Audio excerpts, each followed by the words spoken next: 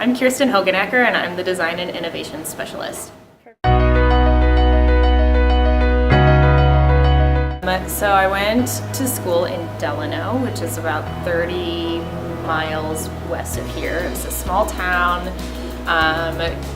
graduating class of 150. I worked on farms growing up, picking tomatoes. And after I graduated high school, I went to the University of Minnesota and got my degree in biochemistry, molecular biology, and biophysics. When we were first planning the Schilling Center, as teachers had input in that, the department chair, myself, and the math department chair had input into that, the design labs were definitely on the table. And so then we talked with Mr. Hughes, very specifically, Dr. Lockwood and myself talked with Mr. Hughes about the need to not only have these spaces, but have them staffed by a full-time person who really could take that to the next level, and really have those spaces used to the best of, to the maximum possible extent, which really requires a person that really knows what they're doing in terms of design, engineering, etc. So this is kind of an experimental year.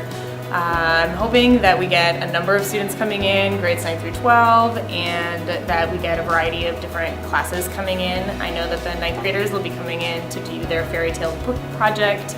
We've just had a meeting with the art department. We've got a bunch of the senior seminars that are going to be coming in to work on projects. And I really hope that we see some really inspiring new designs from students who are just interested in some individual projects as well. So I never thought I was going to go into education, and I grew up in Minnesota, went to college here, and when I graduated from college I was like, I gotta get out, I gotta leave. And I ended up doing a teaching job in Korea, so I was teaching English in Seoul, and what I loved about being in those classrooms is that students would ask me these questions about the English language, like, well, King Joseon made the Korean language, who made English? It's like, I don't know, it came from a bunch of different places, or like, why is the English language so hard to learn? And so they would ask me these questions that I couldn't answer, and I think that was one thing that I really wanted in a career, was to keep learning, to keep discovering, and I think education is a great place for me to continue my learning while also helping students broaden their horizons. I would hope that by the time students graduate from SPA, they get some time in here to create something for themselves. This year, I think the hopes are to get people in there, to get as many students in there as possible, whether it's for classes or whether it's just out of interest.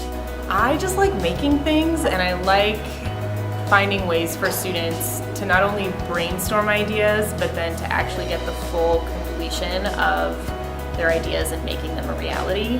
So I think this job in particular is just really fun. Like, I feel like I'm going to get to interact with students in a lot of ways that teachers wish they could interact with students, because it's all passion projects. It's not necessarily like, here's an assignment, you have to do this for a grade. It's like, come on in, the door's open, let's create some new stuff together.